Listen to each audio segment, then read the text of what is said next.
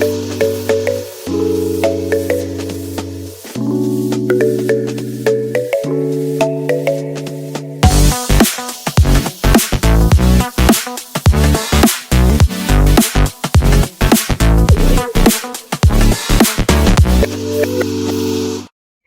Guys, welcome back to my channel Bansal biology.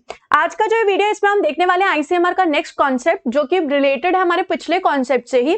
So let's get started with the lecture and let's see the concept. यहाँ पर हम देखने वाले हैं standard deviation के बारे में।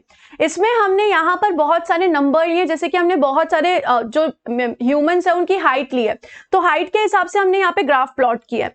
तो यहाँ पर आप देख सकते हैं जहां पर पीक आ रही है, पीक का मतलब कि इस हाइट वाले या फिर ये जो भी हमने कंडीशन ली है, इस हाइट वाले, इस वेट वाले या कोई भी जो कंडीशन है वो वाले ऑर्गेनिज्म इस पॉइंट ऑफ टाइम पे सबसे ज्यादा है। जैसे कि मैंने बोला कि यहाँ पर 5.4 हाइट वाले जो लोग हैं वो सबसे ज्यादा है, तो इस वैल्यू को क्या बोला जाता है? इस वैल्यू को मीन बोला जाता है। अब अगर मैं मीन के वैल्यू से इस तरफ जाऊं या इस तरफ जाऊं, तो इस चीज को क्या बोला जाता है? डेविएट हो रहा है, कि मीन से जो अमाउंट है, जो नंबर है, वो डेविएट हो रहा है।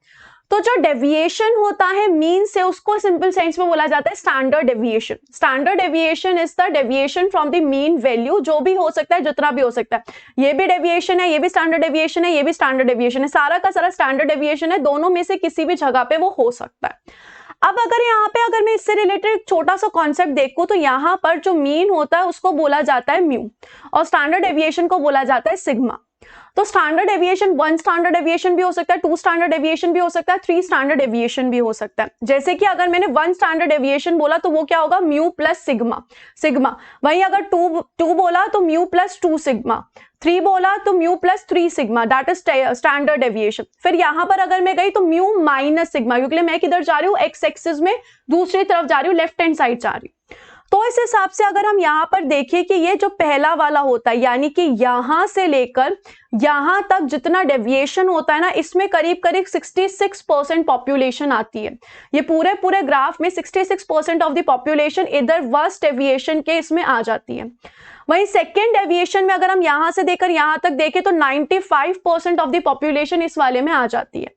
वहीं अगर हम देखें थर्ड वाली कंडीशन में, तो थर्ड वाली कंडीशन में करीब 99% ऑफ द पॉपुलेशन है वो थर्ड डेविएशन तक में आ जाती है।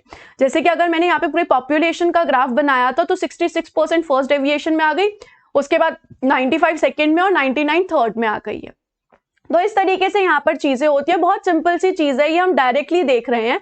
तो इससे रिलेटेड जो आईसीएमआर में क्वेश्चन पूछा गया था वो इस तरीके का था, in a normally distributed population number of observation falling within the range mean plus SD is approximately। Mean plus SD की बात की गई है, यानी कि म्यू प्लस सिग्मा की बात की गई है। तो यहाँ पर कितना होगा? हमने यहाँ पे देखा था 68% बिल्कुल सही जवाब है। अगर सेकंड की बात की जाती तो 95 होता, थर्ड की बात की जाती तो 99 होता। इस तरीके से बहुत डायरेक्ट ये क्वेश्चन था, आईसीएमआर में 2018 में पूछा गया था। इसी के